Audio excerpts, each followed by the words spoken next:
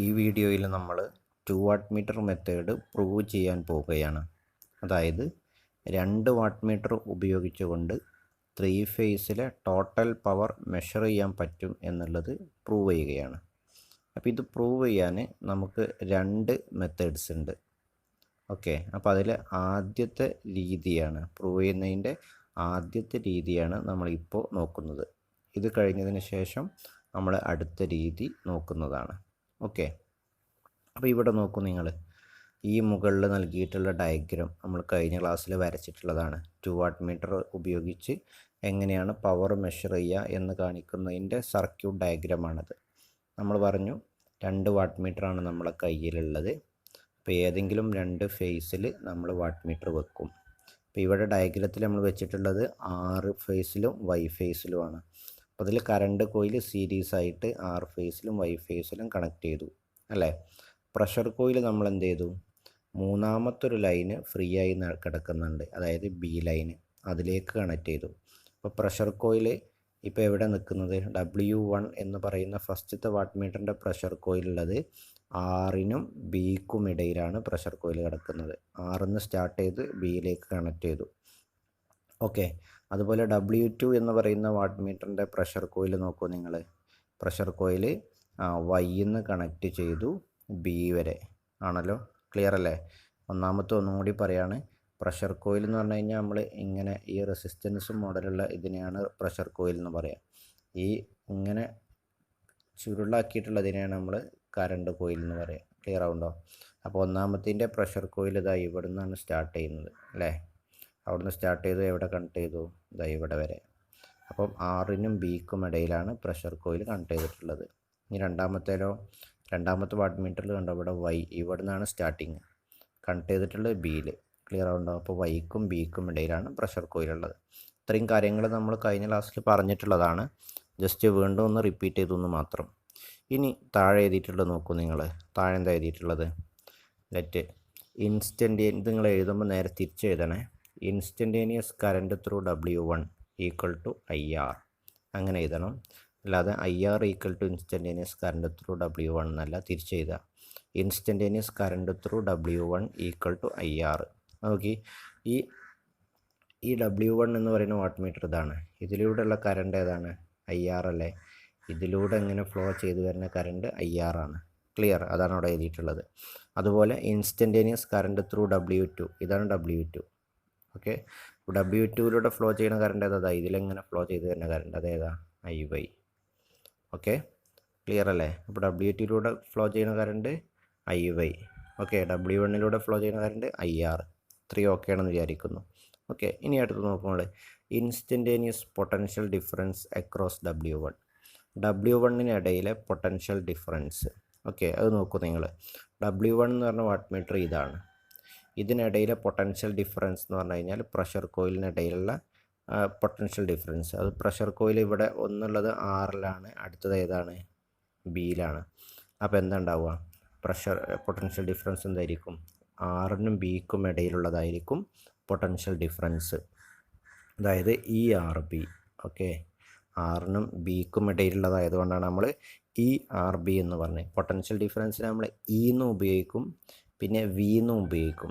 ഇവിടെ നമ്മൾ എന്നാണ് ഉപയോഗിക്കുന്നത്. ഏത് ഉപയോഗിച്ചാലും കുഴപ്പമില്ല. വോൾട്ടേജിന് നമ്മളെപ്പോഴും, പൊട്ടൻഷ്യൽ ഡിഫറൻസിന് നമ്മളെപ്പോഴും കൊണ്ടും V കൊണ്ടും ഉപയോഗിക്കാറുണ്ട്. ഇവിടെ ആണ്, ഏതായാലും കുഴപ്പമില്ല.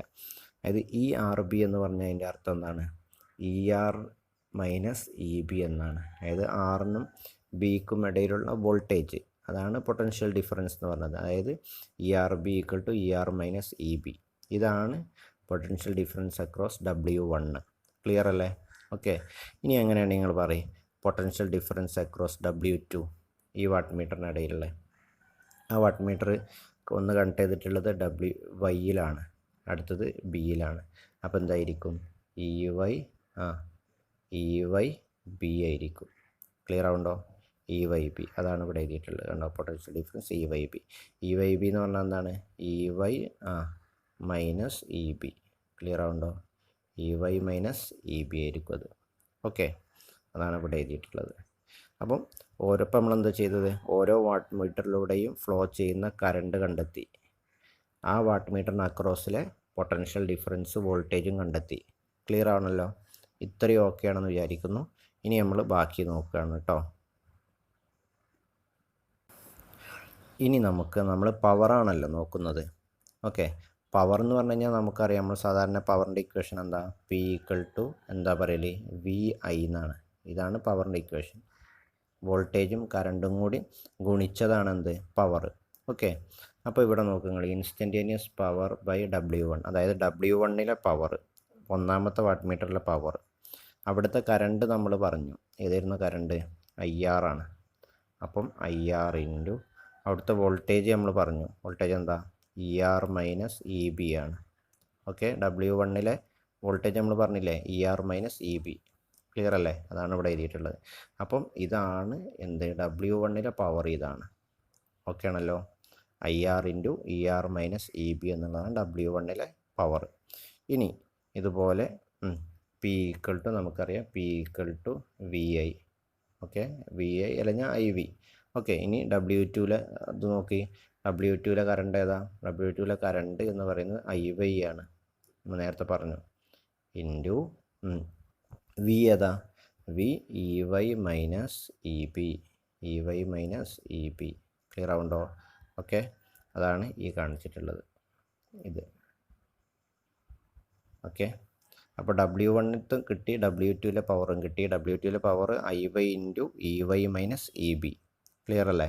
ഓക്കെ, ഇനി നമുക്ക് ടോട്ടൽ പവർ കാണണം. ടോട്ടൽ പവർ എന്ന് പറഞ്ഞാൽ എന്താ? രണ്ടും കൂടി കൂട്ടണം.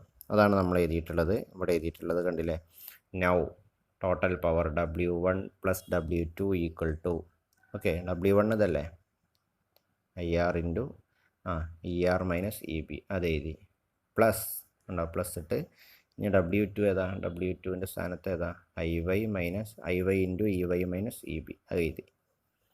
ക്ലിയർ അല്ലേ? അപ്പോൾ രണ്ട് പവറും കൂടി കൂട്ടി എഴുതി നമ്മൾ. ഒന്നുമില്ല, W1 പ്ലസ് W2 എന്ന് പറയുമ്പോൾ അത് രണ്ടും കൂടി കൂട്ടിയിട്ട് എഴുതാം, വേറെ ഒന്നും ചെയ്തിട്ടില്ല. ഓക്കെ, ഇനി നമുക്ക് ശരിക്കും ശ്രദ്ധിക്കണം, ഈ ബ്രാക്കറ്റ് നമുക്ക് എന്ത് ചെയ്യണം? ഒന്ന് പൊട്ടിക്കണം. ബ്രാക്കറ്റ് പൊട്ടിക്കുമ്പോൾ എങ്ങനെ വരിക? ഫസ്റ്റ് നോക്കി നിങ്ങൾ, എന്താ വരിക? IR ഇൻറ്റു ER എന്നാണ് വരിക. അതാണ് ഇവിടെ എഴുതിയത്, IR ഇൻറ്റു ER. ഇനി അടുത്ത് എങ്ങനെ വരിക? IR into minus EB. Minus EB എന്ന് പറയുമ്പോൾ മൈനസ് IR EB. ക്ലിയർ ആവുണ്ടോ? Minus IR EB. അപ്പോൾ അത് കഴിഞ്ഞു. ഇനി ഇവിടെ ഈ പ്ലസ് ചിഹ്നം ഉണ്ട്, ആ പ്ലസ് ചിഹ്നമാണ് നമ്മളിവിടെ ഇട്ടത്, ഈ പ്ലസ് ചിഹ്നം. ഓക്കെ, ക്ലിയർ ആണല്ലോ? ഇനി അടുത്ത് നോക്കി നിങ്ങൾ, ഇവിടെ IY ഇൻറ്റു EY ഉണ്ടോ? ഓക്കെ, അതാണ് ഇവിടെ എഴുതിയിട്ടുള്ളത്, IY ഇൻറ്റു EY.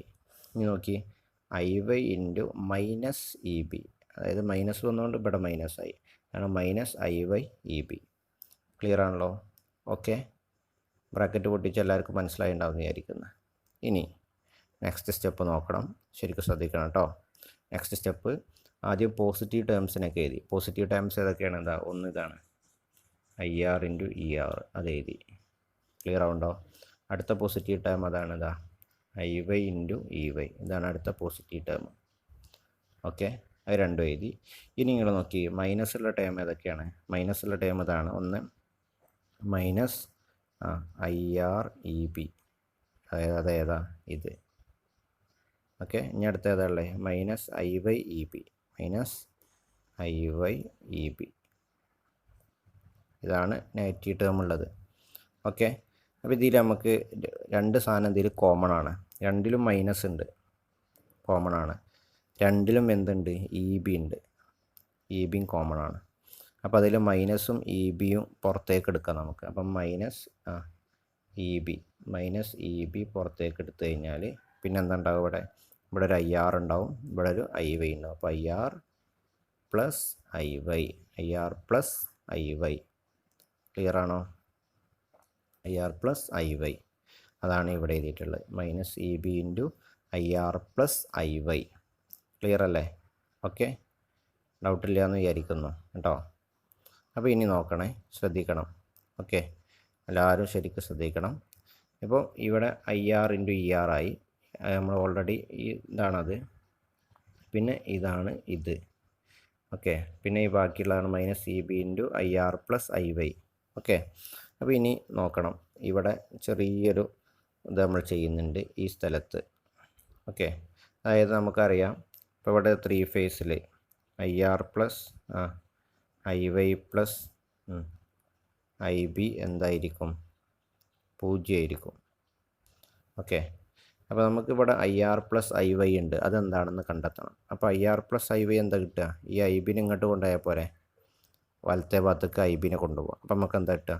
ഞാൻ ഇവിടെ എഴുതുന്നുണ്ട്, മുകളിൽ എഴുതുന്നുണ്ട്, IR plus IY equal to ഈ IB ഇങ്ങോട്ട് പോകുമ്പോൾ മൈനസ് IB. ക്ലിയർ ആണല്ലോ? അപ്പോൾ IR പ്ലസ് IYക്ക് പകരം നമുക്ക് എന്ത് കൊടുക്കാം? -IB എന്ന് കൊടുക്കാം. ക്ലിയർ ആവുണ്ടോ?